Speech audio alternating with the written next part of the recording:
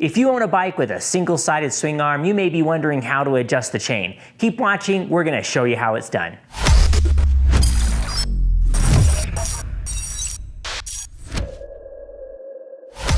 Single-sided swing arms are nothing new in the motorcycle world, but typically they are only offered on more expensive bikes like Ducatis, KTMs, and Triumphs. The wheel is bolted to the swing arm similar to how a car tire is mounted. BMW even uses 4 conventional lug nuts. But first, where did they come from? The single-sided swing arm actually showed up in 1948 on the German MAR 100 that featured a single-sided swing arm that doubled as the exhaust pipe. They're also very common on scooters and on shaft-driven motorcycles like BMW, where the driveline is already so robust that adding a wheel just makes sense. But the modern single-sided swing arm showed up in about 1980. It was developed by Elf, the French automotive giant that introduced turbocharging technology to Formula One, and then was first seen on the TZ750-powered Elf X as an experimental endurance race platform. But check out those wheels. Honda bought the technology from Elf because it afforded ultra-quick wheel changes on account that the chain, sprocket, caliper, and rotor are all attached to the swing arm.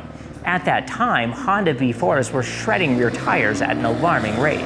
As a result, the single-sided swing arm was first seen on Honda's glorious RC30 and then the VFR 400. Then it made it to the more affordable and brilliant but highly underappreciated 1988 Honda Hawk GT.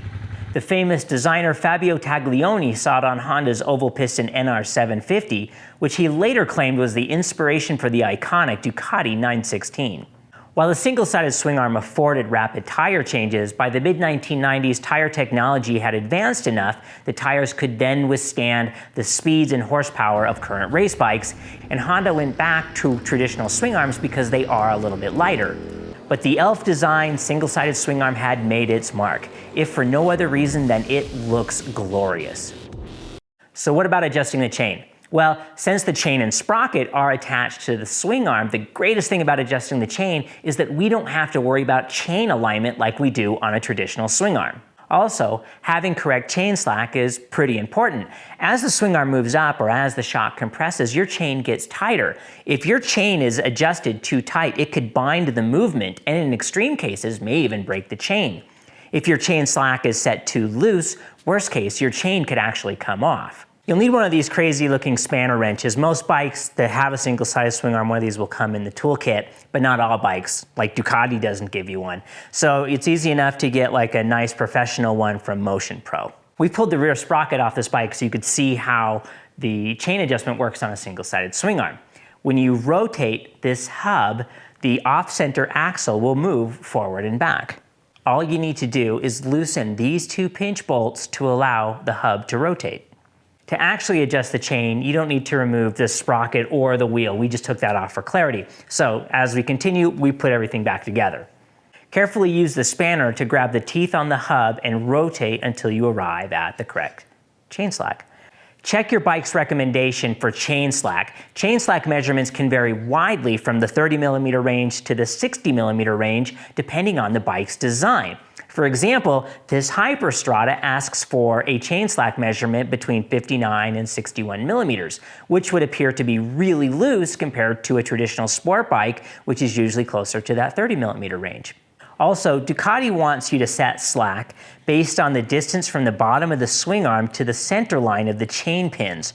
Other bikes may want you to measure slack based on how much the chain moves from top to bottom or up and down.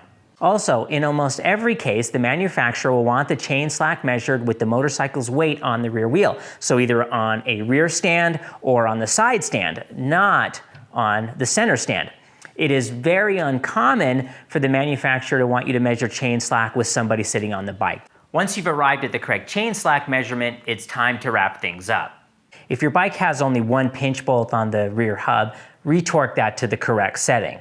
If your bike has 2 bolts like this bike, it's important that we snug down both bolts simultaneously to prevent the aluminum from deforming. So work both bolts back in until they are both snug, then torque them down to the correct specification.